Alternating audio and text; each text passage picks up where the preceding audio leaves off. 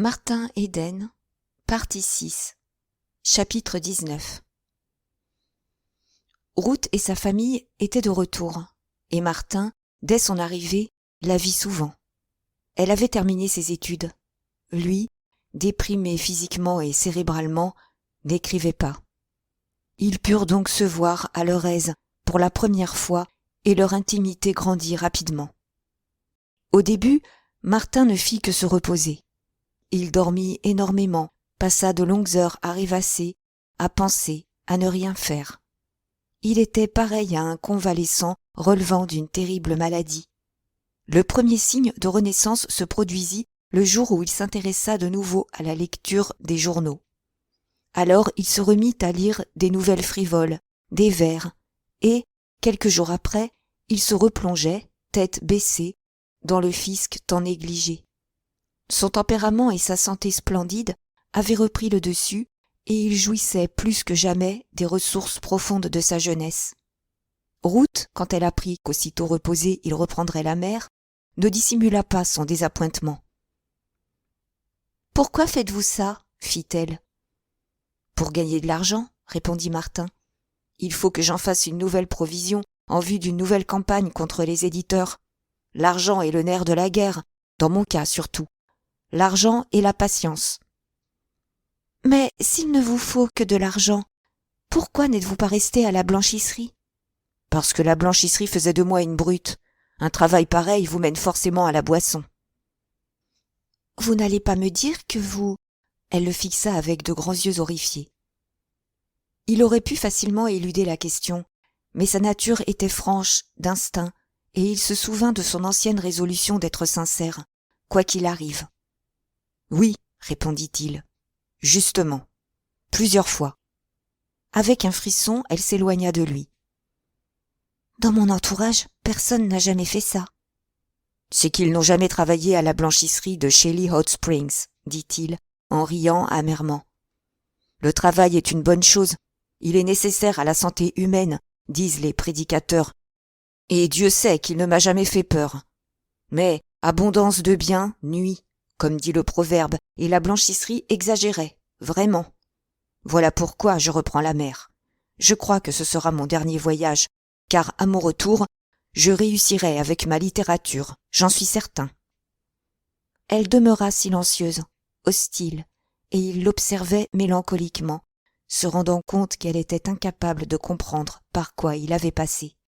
« Un jour, j'écrirai de la dégradation produite par le travail, ou la psychologie de la boisson dans la classe ouvrière, quelque chose de ce genre. » Jamais, depuis leur première entrevue, ils ne s'étaient sentis aussi éloignés l'un de l'autre.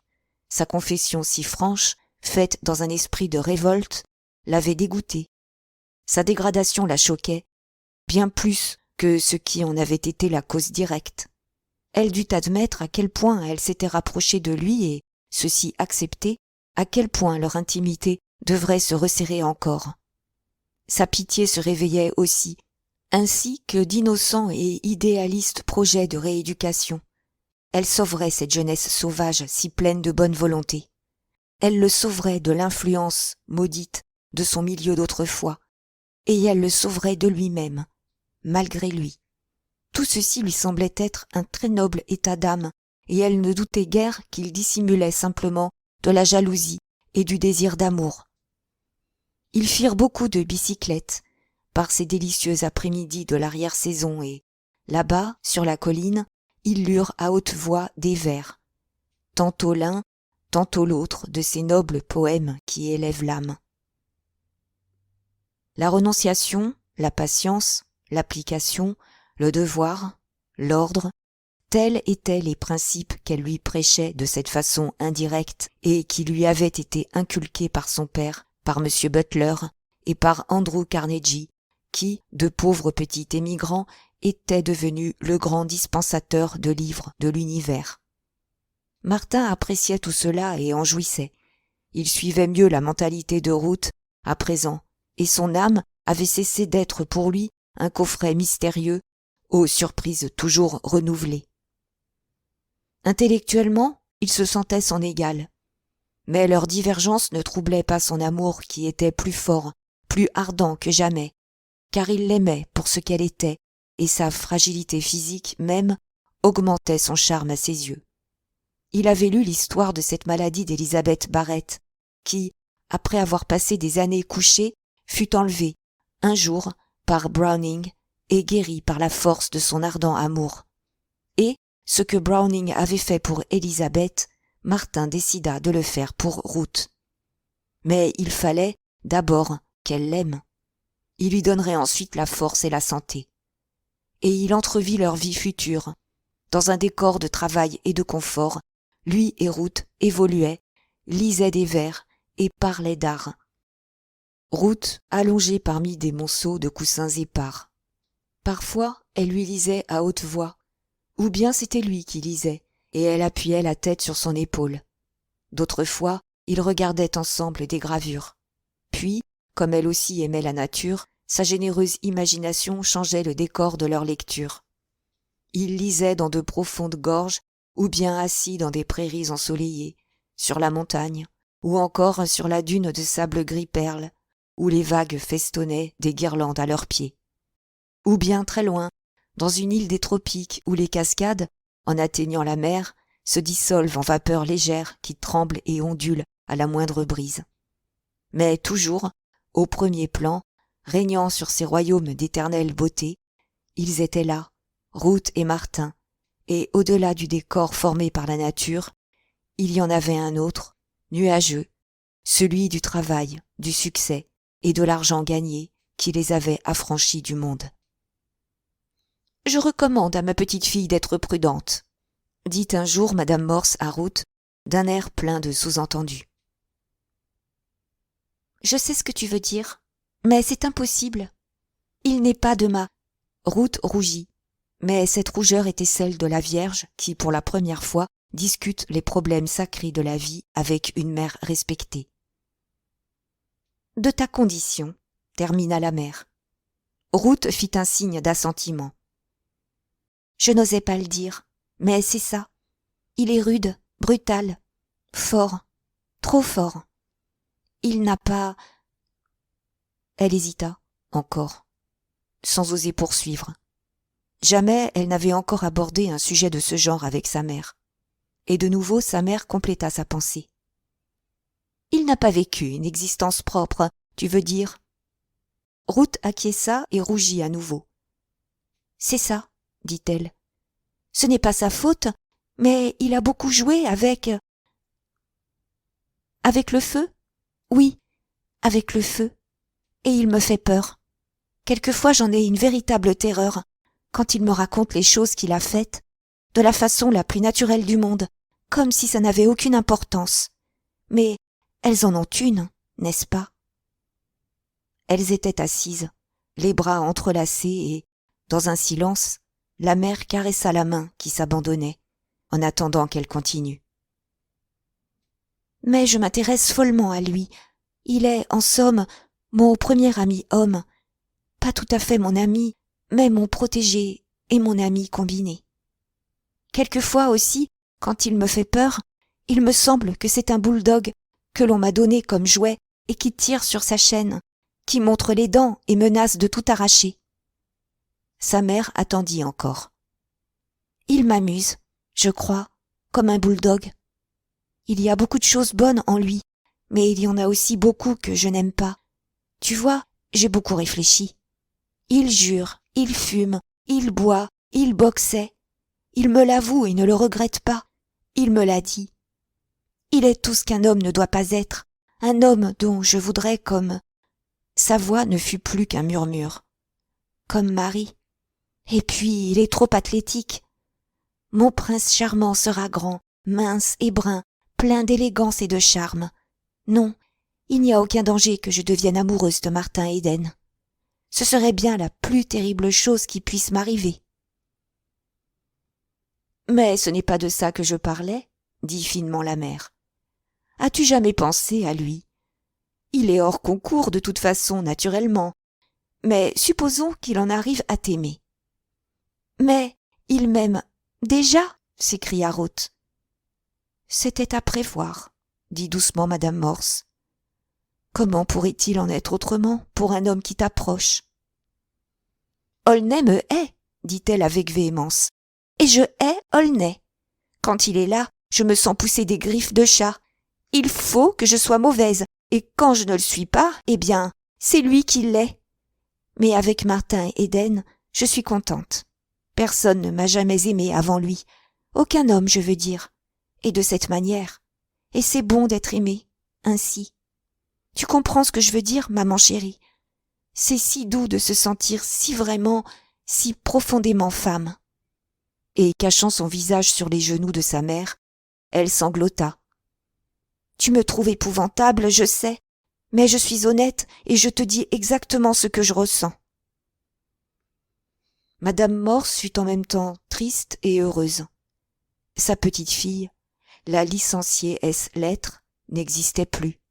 C'était une jeune fille, une femme. L'expérience avait réussi. Le tempérament si étrangement apathique de Ruth s'était réveillé, sans heurts ni catastrophe. Ce rude marin avait été l'instrument et, bien que Ruth ne l'aime point, il l'avait éveillée à la féminité. Sa main tremble, avoua Ruth en rougissant. C'est amusant et ridicule. Mais je le plains aussi quelquefois. Et quand sa main tremble trop, que ses yeux brillent exagérément, eh bien, je le sermonne et lui indique la façon de s'amender. Mais il m'adore, je le sais. Ses yeux et sa main ne mentent pas, et cette idée me fait sentir plus femme. Je sens que j'ai en moi une chose à laquelle j'ai droit, une chose qui me rend semblable aux autres filles et aux femmes. Je sais aussi qu'avant je n'étais pas semblable à elle, et ça te tracassait. Tu pensais que je ne le voyais pas, mais je l'ai vu, et je voulais faire mon possible, comme dit Martin Éden. Ce fut une heure exquise pour la mère et la fille, et leurs yeux étaient humides, tandis qu'elles causaient dans la pénombre. Ruth, toute innocence et franchise, sa mère compréhensive, sympathisant doucement, expliquant tout et conseillant avec calme et clarté. « Il a 4 ans de moins que toi, dit-elle. Il n'a ni situation ni fortune. Il n'a aucun sens pratique. Puisqu'il t'aime, il devrait, s'il avait du bon sens, faire quelque chose qui lui donnerait un jour le droit de t'épouser, au lieu de perdre son temps à écrire ses histoires et à faire des rêves enfantins. Martin Éden, je le crains, ne sera jamais sérieux. Il n'envisage nullement l'idée d'un métier convenable, comme l'ont fait certains de nos amis. Monsieur Butler, par exemple. Martin Éden, je le crains, ne sera jamais riche. Et dans ce monde, l'argent est nécessaire au bonheur. Oh, je ne parle même pas d'une énorme fortune, mais d'une fortune suffisante à assurer un confort convenable. Il n'a jamais parlé. Il ne m'a jamais dit un mot.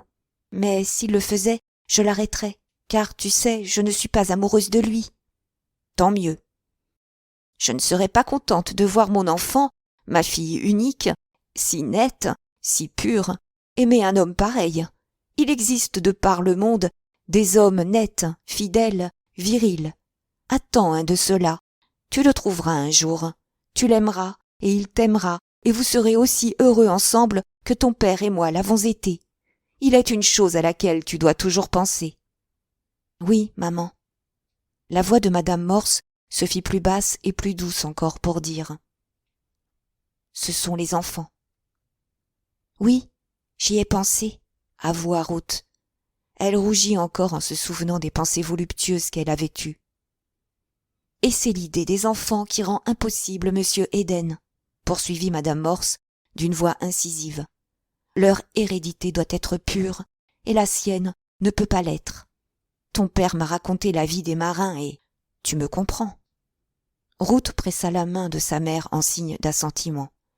Elle la comprenait, bien que l'allusion lui semblât vague, étrange, effrayante au-delà de son imagination. « Tu sais que je te dis tout, fit-elle. Seulement, quelquefois, il faut me questionner comme tu l'as fait aujourd'hui. Je voulais t'en parler, mais je ne savais pas comment commencer. C'est de la fausse honte, je le sais, mais tu me facilites les choses. Car, maman, tu es femme aussi, s'écria-t-elle avec exaltation. Debout, elle saisit les mains de sa mère et, toutes deux face à face, dans la pénombre grandissante, eurent conscience de leur égalité devant l'homme. « Je ne t'aurais jamais connue de cette manière sans cette conversation. Il a fallu que je me découvre femme pour savoir que tu en étais une aussi. »« Oui, nous sommes femmes toutes les deux, » dit la mère en l'attirant à elle pour l'embrasser. Elles sortirent de la pièce enlacées, le cœur gonflé d'une tendresse nouvelle. « Notre petite fille est devenue femme, » dit madame Morse à son mari une heure après.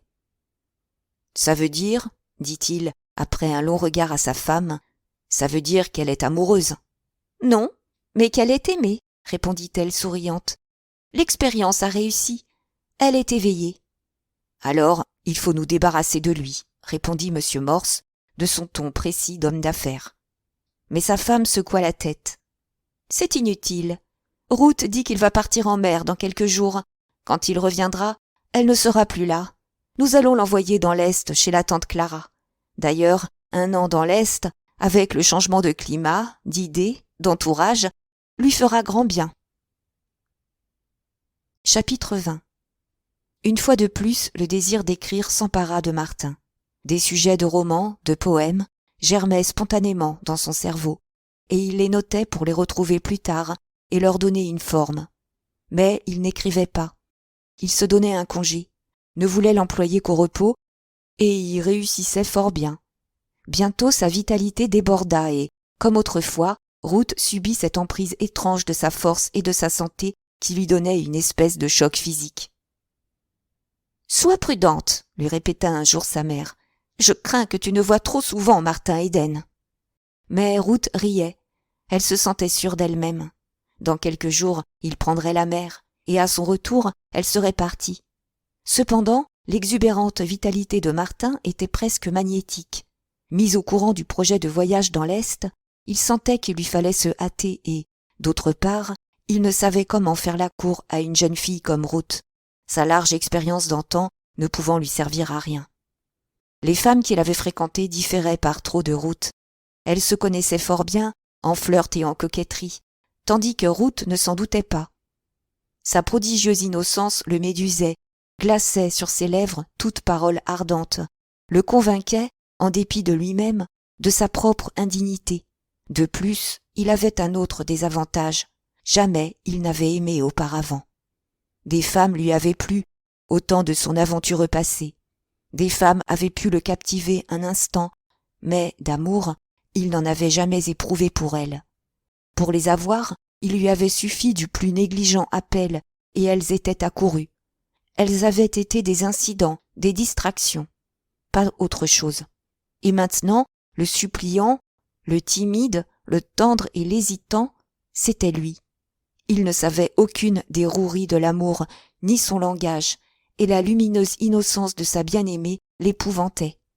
En évoluant dans des milieux variés, à travers leurs multiples décors, il avait appris la règle de conduite qui consiste, lorsqu'on joue à un jeu inconnu, à toujours amener l'adversaire à jouer le premier.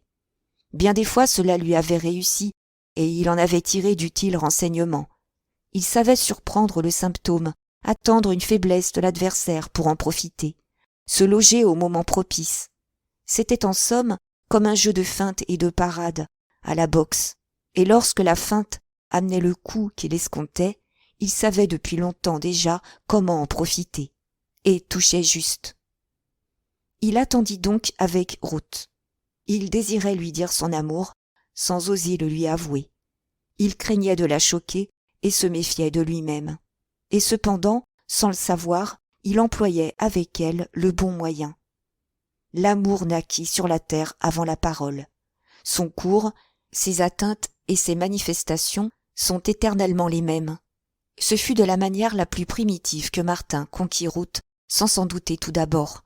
Le contact de sa main sur la sienne avait une action plus efficace que tous les mots.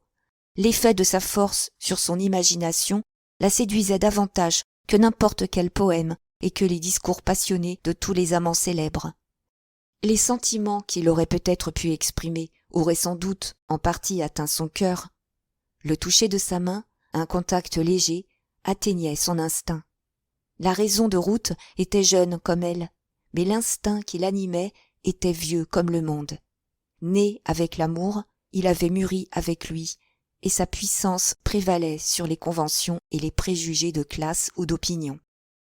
Sa raison n'entra donc pas en ligne de compte, et elle n'eut pas conscience des efforts constants de Martin sur son cœur.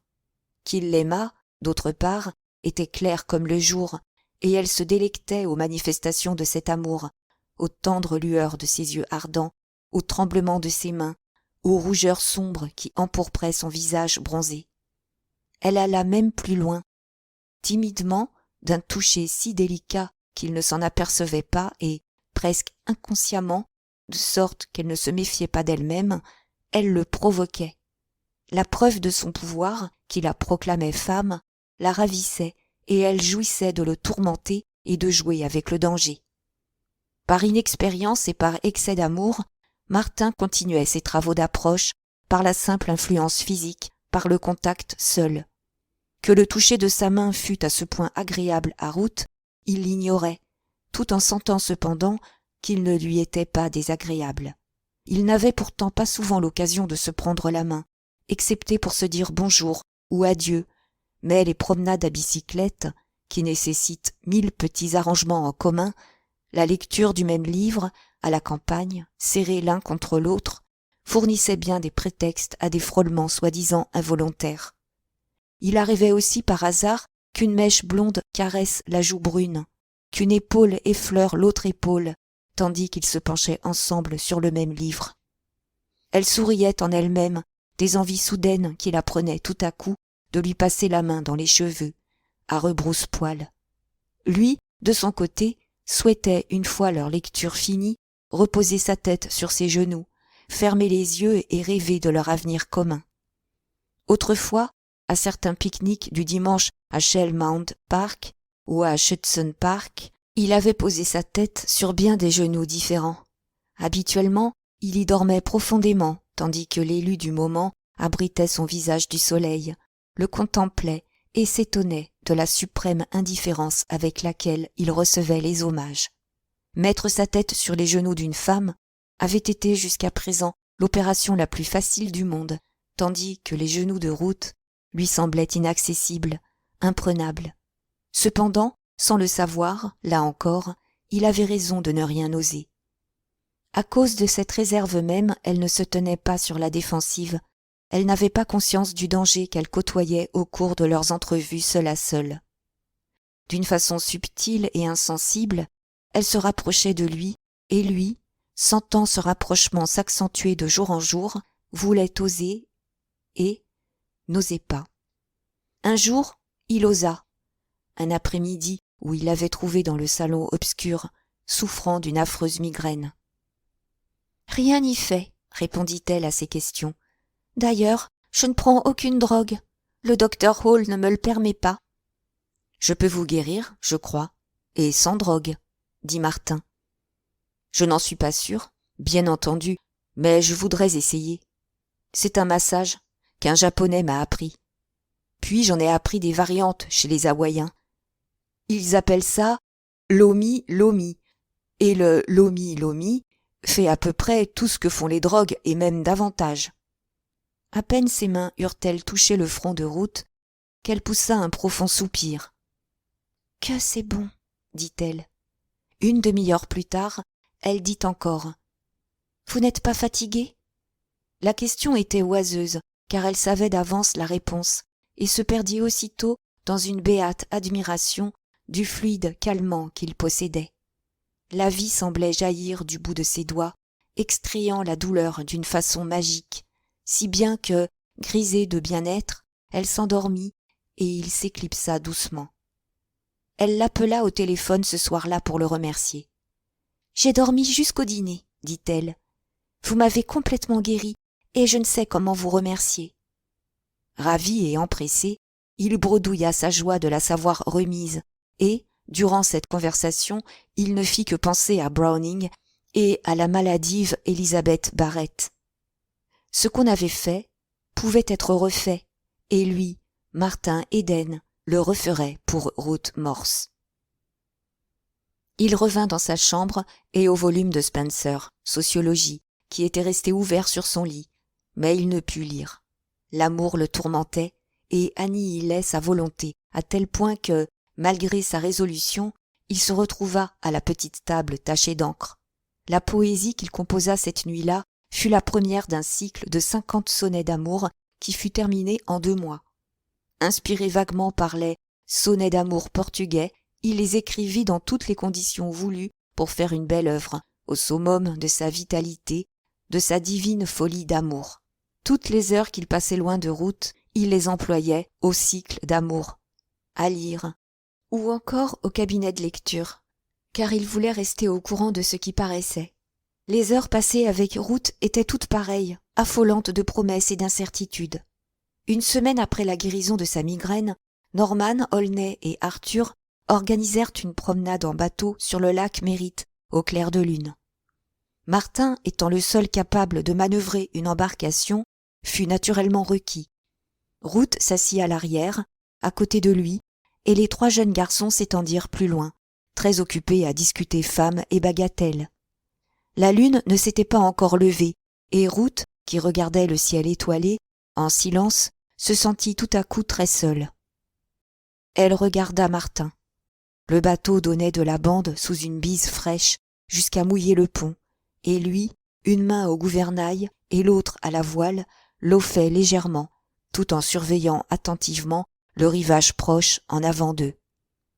Il ne se doutait pas qu'elle le regardait et l'observait avec intensité, en se demandant par quel étrange aveuglement ce jeune homme, si puissamment organisé, s'acharnait à gâcher son temps à écrire des histoires et des vers fatalement voués à la médiocrité et à l'insuccès.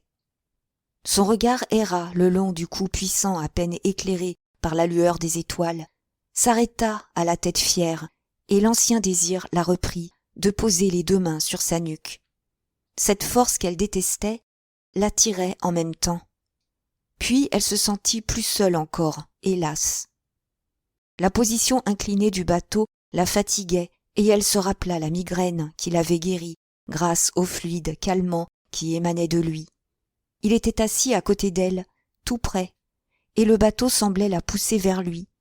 Et puis, soudain, sans même qu'elle ait eu le temps de résister, elle céda à l'impulsion. Était-ce une vague? Elle n'en sut jamais rien. Elle sut simplement qu'elle s'appuyait contre lui et qu'elle était bien. Si le bateau seul fut fautif, elle ne fit rien pour se redresser. Elle s'appuyait contre son épaule, légèrement il est vrai, mais elle continua à s'y appuyer lorsqu'il s'arrangea pour qu'elle soit plus confortable. C'était de la folie, mais elle se refusa à l'envisager ainsi. Ruth n'était plus Ruth, mais une femme, une faible femme, qui avait besoin d'appui. Elle était bien ainsi, ne sentait plus sa fatigue. Martin, heureusement, ne disait rien, car un mot de lui aurait suffi à rompre le charme. Sa timidité le retenait. Il était ébloui, étourdi, incapable de comprendre ce qui lui arrivait. C'était trop merveilleux pour ne pas être un rêve. Il maîtrisa le désir fou de lâcher gouvernail et voile et de la serrer passionnément dans ses bras. Mais son instinct lui suggéra de n'en rien faire, et il fut content que la direction du bateau lui permette de repousser la tentation. Mais il l'offa moins légèrement, carguant exagérément la voile afin de louvoyer plus longtemps devant la côte nord, car une fois près de la côte, il serait forcé de virer de bord et le contact serait brisé. Il navigua adroitement, sans éveiller l'attention des causeurs, bénissant en lui-même ses plus périlleuses traversées, grâce auxquelles cette nuit merveilleuse était possible, car il y avait acquis la maîtrise des flots et du vent, et sa bien-aimée pouvait s'abandonner, confiante, contre son épaule. La lune se leva, inondant le bateau d'un rayonnement nacré, et Ruth s'écarta vivement. Il fit de même. Ainsi, tous deux étaient tacitement d'accord pour dissimuler quelque chose. Ils avaient un secret en commun. Les joues brûlant de honte, elle se rendit compte soudain de son geste. Elle s'était rendue coupable d'une action qu'elle devait cacher à ses frères, à Aulnay. Pourquoi l'avoir faite? Jamais. Et cependant, Elle avait fait bien d'autres promenades en bateau au clair de lune avec des jeunes gens. Jamais rien de pareil ne lui était arrivé, et elle n'en avait même jamais eu envie. La honte l'accabla, et aussi le mystère de sa féminité naissante. Elle glissa un coup d'œil à Martin, très occupé à virer de bord. Elle faillit le haïr, car par sa faute, elle s'était laissée aller à un acte immodeste. Lui, entre tous. Sa mère avait peut-être raison. Elle le voyait trop. Elle le verrait moins à l'avenir. Et jamais, jamais une pareille chose n'arriverait plus. Un instant, elle eut l'idée folle de lui raconter qu'une faiblesse l'avait prise peu avant le lever de la lune, ce qui l'avait obligée à s'appuyer sur lui. Puis, elle se souvint du mouvement tout semblable qui les avait écartés l'un de l'autre, par crainte de la clarté révélatrice, et comprit qu'il verrait bien qu'elle mentait. Les jours qui suivirent, elle ne fut pas elle-même, mais une étrange créature, incapable de jugement ou d'analyse, se refusant à envisager l'avenir, à réfléchir où son penchant l'entraînait. Toute frémissante d'une fièvre mystérieuse, tantôt charmée, tantôt épouvantée, elle vivait dans un rêve perpétuel.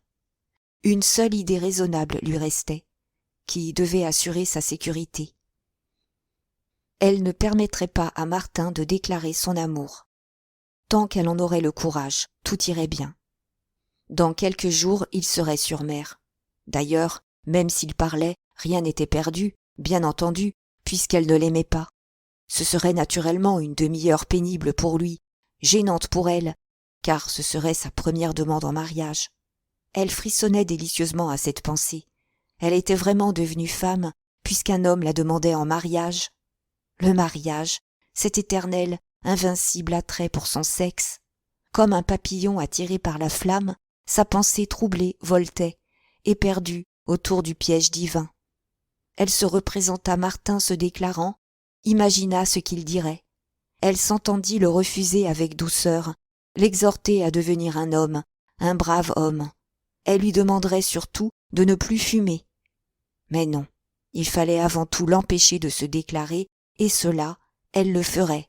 Elle l'avait promis à sa mère. Palpitante et toute brûlante de regret, elle renonça à la scène dangereuse qui lui plaisait tant. Sa première demande en mariage devait provenir d'un prétendant plus digne d'elle et à un moment mieux choisi.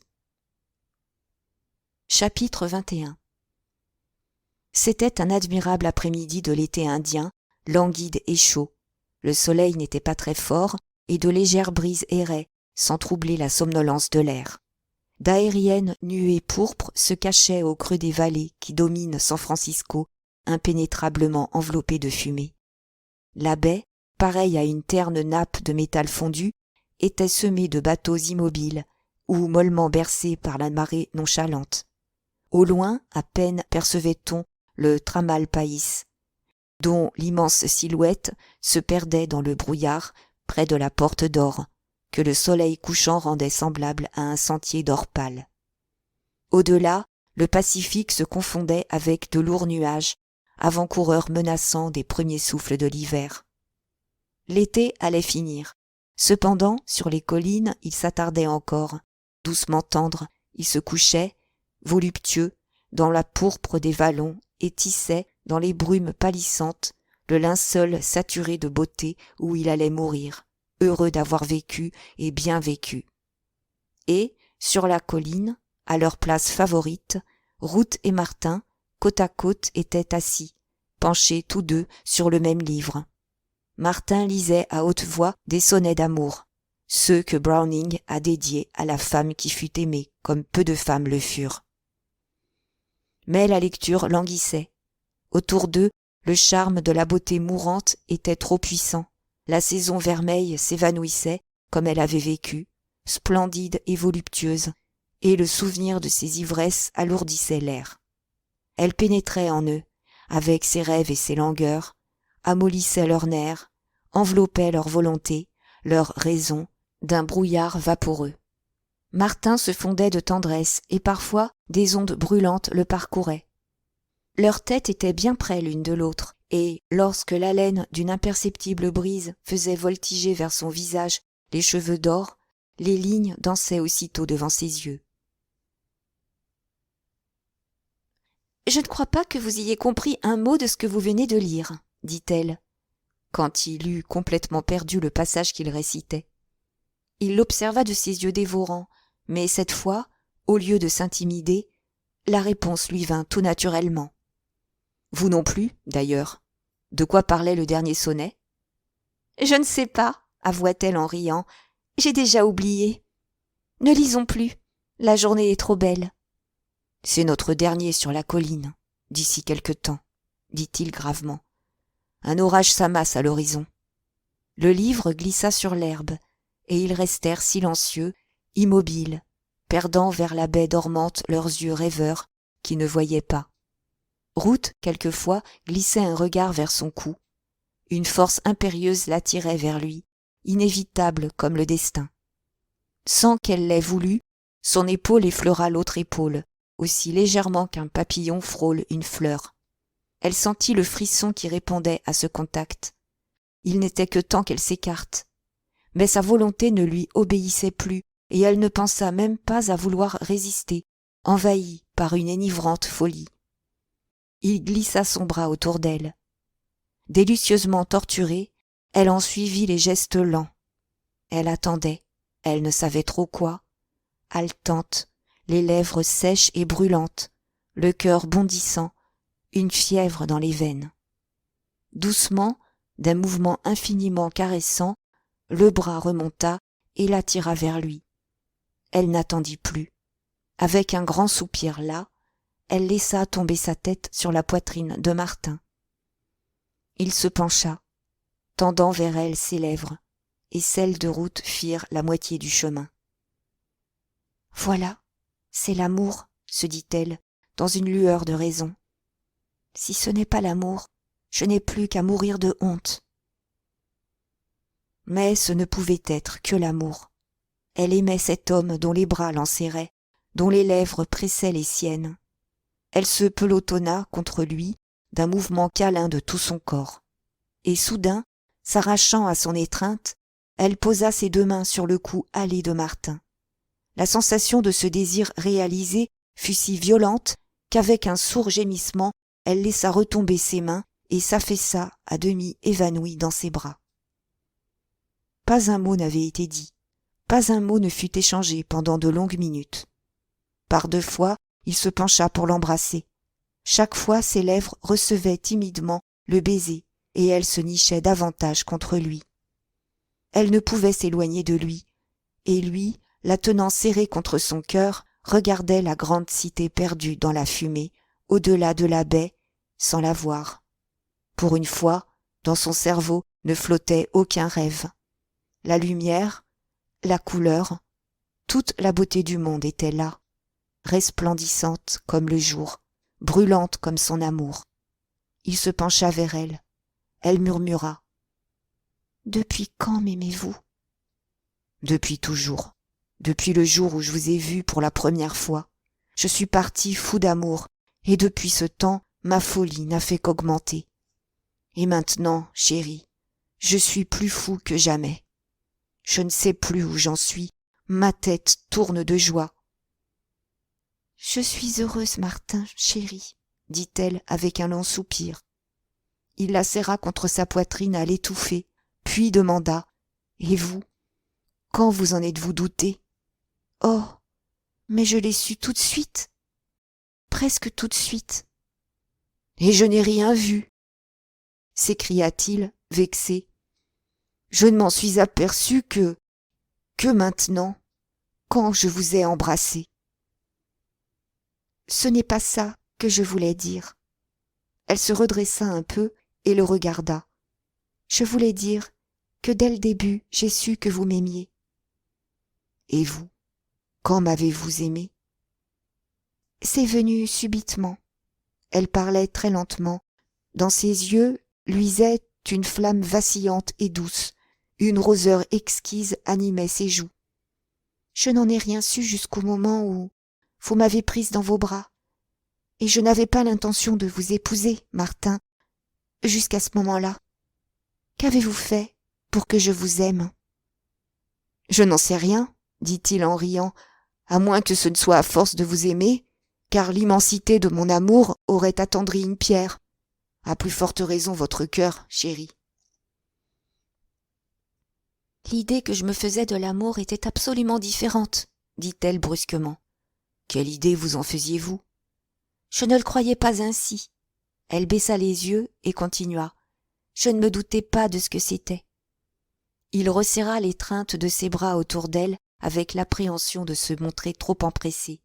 Mais son corps s'abandonna et, cette fois encore, leurs lèvres se rencontrèrent. « Que va dire ma famille ?» fit-elle ensuite avec une soudaine crainte. « Je n'en sais rien, mais ce ne sera pas difficile de connaître leur opinion. »« Mais si maman fait des objections, j'ai peur de lui dire. »« Laissez-moi faire, » proposa Martin courageusement. « Je crois que votre mère ne m'aime pas, mais je tâcherai de la gagner. L'homme qui a pu vous conquérir peut prétendre à tout, et si nous ne réussissons pas, eh bien, nous nous appartiendrons quand même. Mais il est impossible que votre mère ne consente pas à notre mariage. Elle vous aime trop. »« Je ne veux pas lui briser le cœur, » dit Ruth pensive. Il eut envie de la rassurer en lui disant qu'un cœur de mère ne se brise pas si facilement que ça, mais se borna à ajouter. « L'amour est la plus belle chose du monde. » Savez-vous, Martin, que vous m'effrayez parfois. Vous me faites peur en ce moment, quand je pense à ce que vous avez été. Il faudra être très, très bon avec moi. Souvenez-vous que je ne suis qu'une enfant après tout. Je n'ai jamais aimé. Ni moi. Nous sommes 2 enfants, et nous avons de la chance, car nous avons trouvé, l'un par l'autre, notre premier amour. Mais c'est impossible, s'écria-t-elle en le repoussant d'un mouvement passionné. C'est impossible pour vous. Vous avez été marin, et on m'a dit que les marins avaient... Elle s'arrêta, hésitante, bouleversée. Avait nécessairement une femme dans chaque port, acheva-t-il. C'est ça que vous voulez dire? Oui, dit-elle tout bas. Mais ça, ce n'est pas de l'amour. Le ton de sa voix était autoritaire. J'ai touché bien des ports, mais jamais avant de vous connaître, l'amour ne m'a seulement effleuré. Savez-vous que le soir où je vous ai quitté pour la première fois, j'ai failli être arrêté? Arrêté? Oui. L'agent de police m'a cru ivre. Je l'étais, mais de vous. Mais vous disiez que nous étions des enfants, et je prétendais que pour vous c'était impossible, et nous avons parlé d'autre chose. Je disais que je n'avais jamais aimé personne que vous, répondit-il. Vous êtes mon premier, mon seul amour. Et pourtant vous étiez marin, insista-t-elle. Mais ça n'empêche pas que vous soyez quand même la seule que j'ai aimée. Mais il y a eu des femmes, d'autres femmes, oh! Et à la grande surprise de Martin, elle éclata en sanglots qu'il fallut bien des baisers, bien des caresses pour apaiser. Et tout le temps lui revenait cette phrase de Kipling. Et la femme du colonel et Judy O'Grady sont sœurs par la peau. C'est vrai, se dit-il, quoique bien des lectures l'aient conduit à penser autrement. Il croyait, et cette erreur était imputable au roman, que, dans les classes élevées, seules les demandes en mariage officiel avaient cours, que ce n'était guère que dans son milieu d'autrefois que les jeunes gens et les jeunes filles s'obtenaient par le contact physique. Les romans avaient tort, la preuve en était là. Les mêmes moyens, les mêmes caresses, les mêmes baisers, les mêmes mots qui séduisaient les ouvrières étaient également efficaces auprès des femmes comme Ruth. Toutes, elles étaient faites de la même chair. Sœurs par la peau. Il aurait dû le savoir s'il s'était souvenu de Spencer. Et, tout en serrant Ruth dans ses bras et en la calmant, il trouva une grande consolation dans cette pensée que la femme du colonel et Judy O'Grady se ressemblaient d'étranges façons. Ruth lui en parut plus proche de lui, plus accessible. Sa chair était pareille à toutes les autres chairs, à sa chair à lui. Il n'y avait aucun empêchement à leur mariage. La différence de classe, soit, et une classe est une chose extrinsèque dont on peut se débarrasser. Un esclave, avait-il lu, s'était élevé à la pourpre romaine. Donc, il pouvait s'élever jusqu'à Ruth. Avec toute sa culture, sa pureté, son infinie beauté d'âme, elle demeurait humaine, exactement comme Lizzie Connelly et toutes ses semblables. Tout ce qu'elle ressentait, Ruth pouvait le ressentir. Elle pouvait aimer et haïr, avoir ses nerfs, sans doute, sûrement, être jalouse comme elle l'était en ce moment, étouffant ses derniers sanglots dans ses bras. « Et puis, je suis plus vieille que vous, » dit-elle, en ouvrant les yeux et en le regardant. « De 3 ans. »« Chut, vous n'êtes qu'une petite fille, et j'ai 40 ans de plus que vous par l'expérience, » répondit-il. Par le fait, en ce qui concernait l'amour, ils n'étaient tous deux que des enfants, bien qu'elle fût bourrée d'éducation universitaire, bien qu'il fût farci de philosophie scientifique et des dures leçons de la vie. Ils restèrent ainsi dans les feux du jour mourant. Ils parlaient comme parlent les amoureux, s'émerveillaient de leur amour et de la destinée qui les avait jetés si étrangement sur la route l'un de l'autre, persuadés qu'ils s'aimaient comme jamais personne n'avait aimé avant eux. Et toujours, ils revenaient à leurs premières impressions et s'évertuaient en vain à analyser exactement la nature et la profondeur de leurs sentiments réciproques. Le soleil se coucha derrière les nuages menaçants, vers la porte d'or. L'horizon devint rose, tout le ciel s'embrasa. Une lumière pourprée les inonda, tandis que Ruth chantait. « Adieu, douce journée !»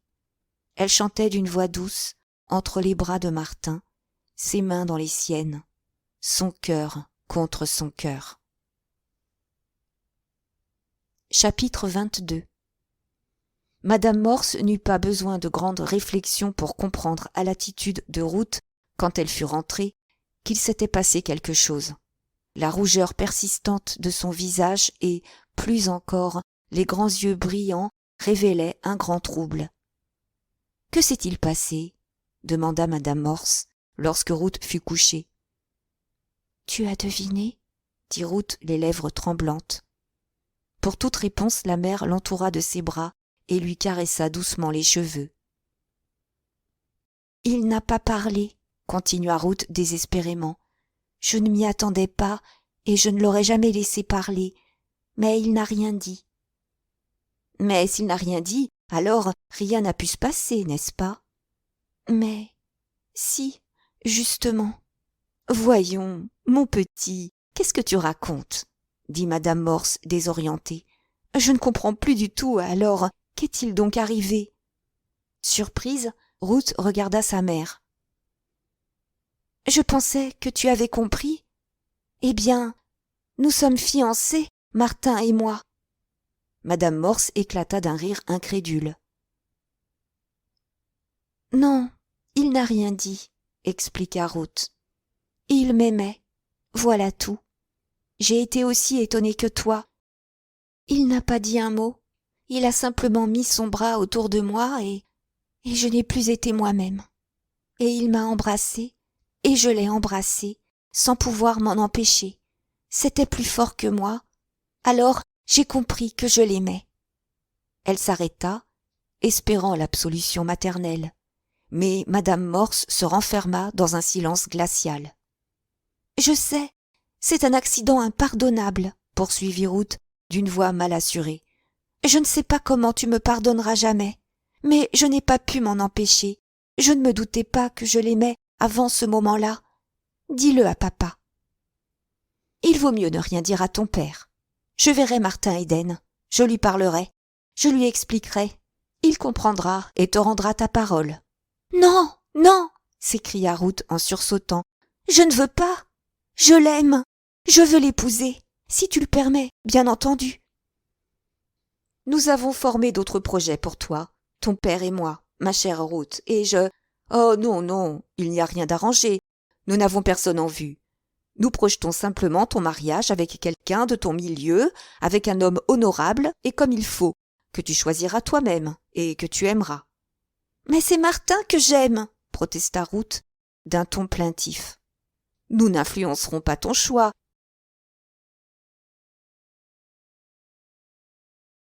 Tu es notre fille unique, et nous ne pourrions admettre que tu fasses un mariage semblable. En échange de ton éducation, de tout ce qui est fin et délicat en toi, qu'est-ce qu'il a à t'offrir ? C'est un garçon vulgaire, sans éducation. Ce n'est pas un parti pour toi. Il n'a pas de quoi te faire vivre. Nous n'avons pas de préjugés stupides au point de vue fortune, mais une certaine aisance est indispensable, et notre fille doit épouser un homme qui peut lui donner au moins ça, et non pas un aventurier sans le sou, un matelot, un contrebandier et Dieu sait quoi encore, qui, par-dessus le marché, est un écervelé et un irresponsable. Ruth demeura muette, reconnaissant la vérité de chaque mot.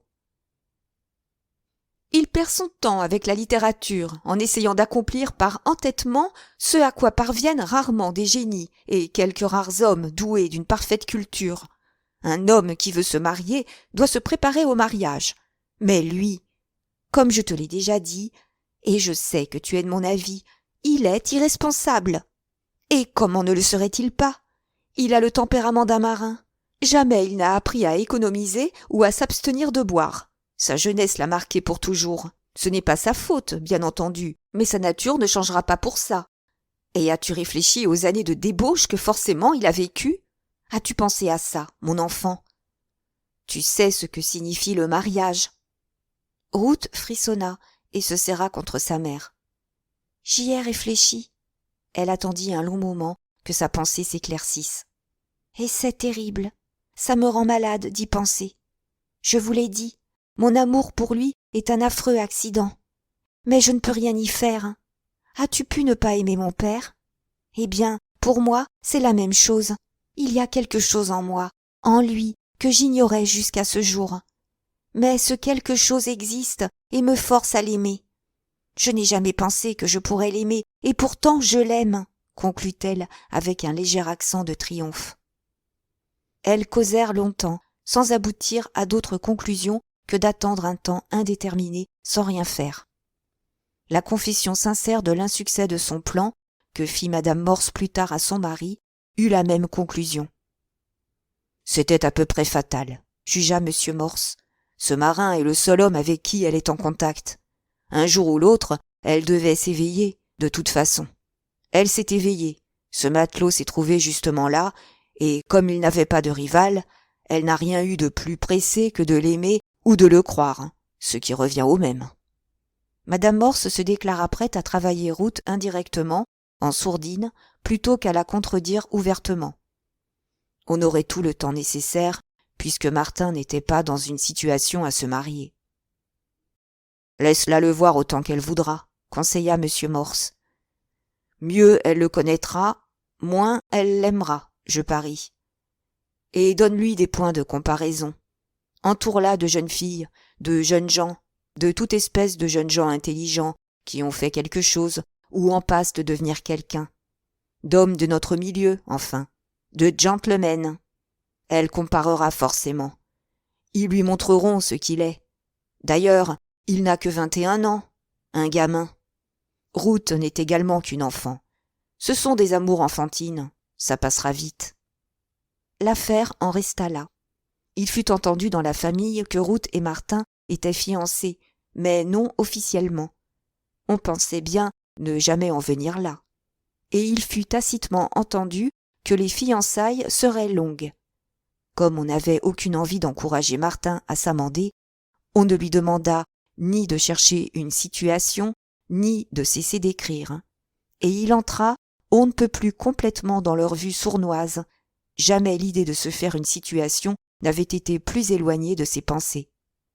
« Je me demande si vous approuverez ce que j'ai fait, » dit-il à Ruth quelques jours plus tard.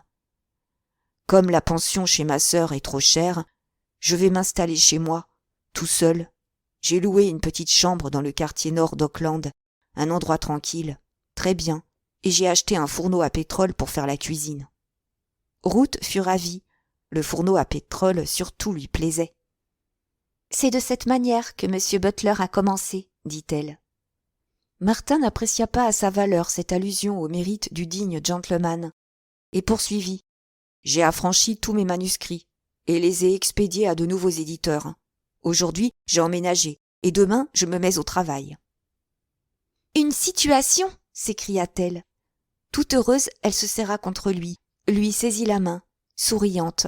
« Et vous ne l'aviez pas dit? Qu'est-ce que c'est ?» Il secoua la tête. Je veux dire que je me remets à écrire.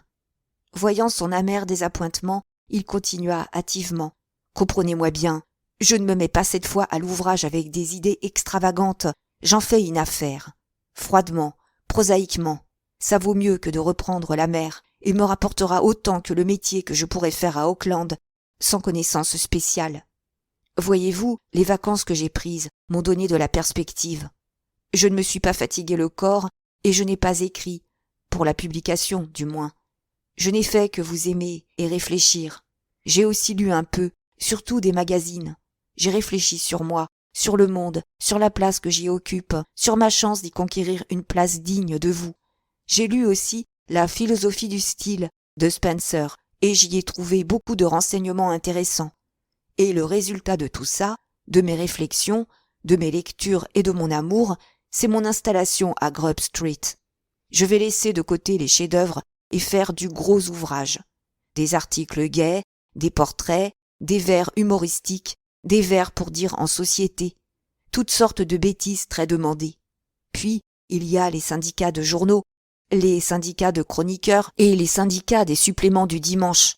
Je leur fournirai ce dont ils ont besoin et je gagnerai pas mal.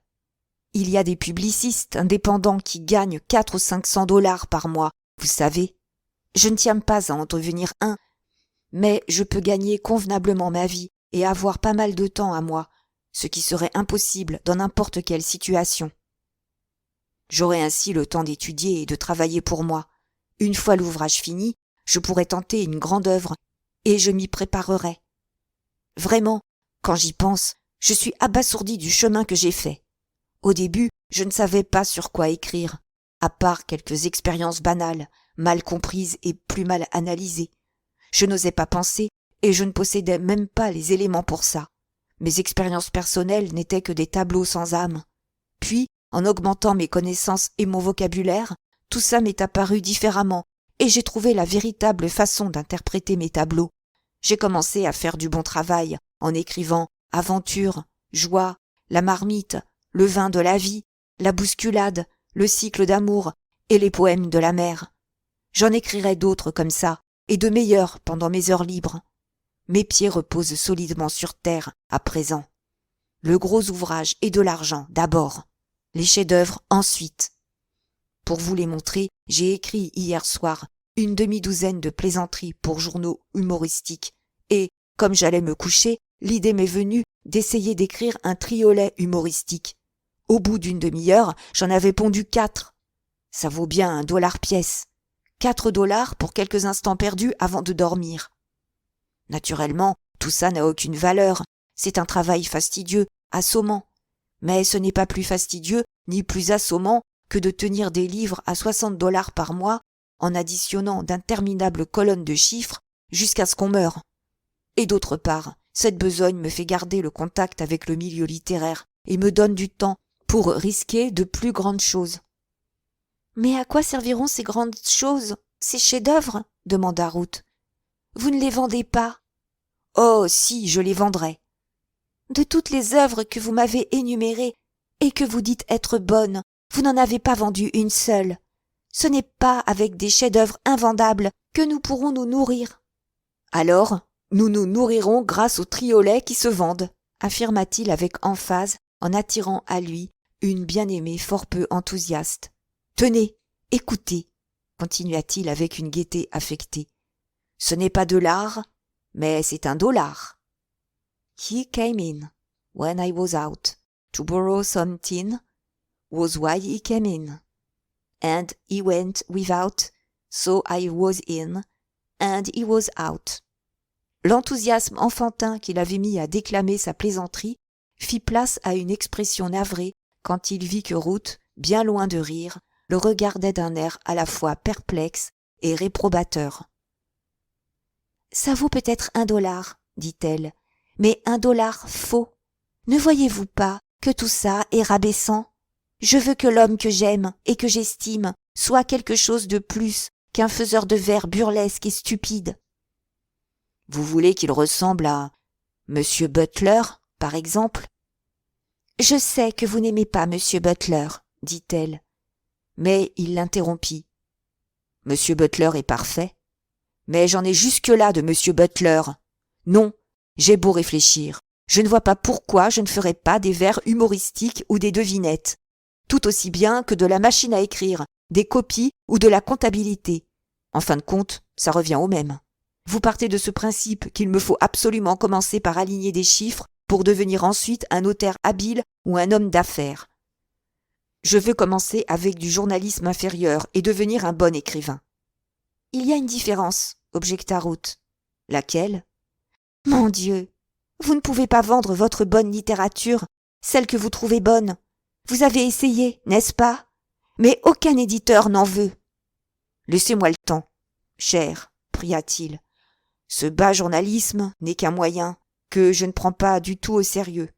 Donnez-moi 2 ans, j'aurai réussi à ce moment-là, et les éditeurs seront enchantés de me prendre de bons ouvrages. Je sais ce que je dis. J'ai foi en moi. Je sais ce dont je suis capable, et je sais ce que vaut la littérature actuelle. Je connais par cœur toute cette prose pourrie que pond journellement une multitude de ratés, et je sais que dans 2 ans, je serai sur le chemin du succès. Quant aux affaires, je n'y réussirai jamais. Je n'ai aucun goût pour ça. Je trouve ce genre de choses ennuyeux, stupides, mercantiles et malhonnêtes. En tout cas, je ne m'y ferai jamais. Jamais je ne pourrais être autre chose qu'un employé. Et que ferions-nous, grand Dieu, avec les misérables appointements d'un employé? Je veux que vous soyez entouré de ce qu'il y a de mieux et de plus beau, plus tard. Et j'y arriverai. J'arriverai à tout. À côté des rentes d'un auteur en vogue, celle de M. Butler n'existe pas. Un auteur en vogue gagne facilement entre 50 et 100 000 $, bon an, mal an. Elle ne répondit rien, visiblement contrariée. Eh bien, interrogea-t-il, mes espoirs et mes projets étaient autres. J'avais pensé, et je pense toujours, que la meilleure chose pour vous serait d'étudier la sténographie. Vous savez déjà dactylographier, et d'entrer dans les bureaux de mon père. Vous avez un cerveau bien équilibré, et je suis certaine que vous feriez un excellent notaire.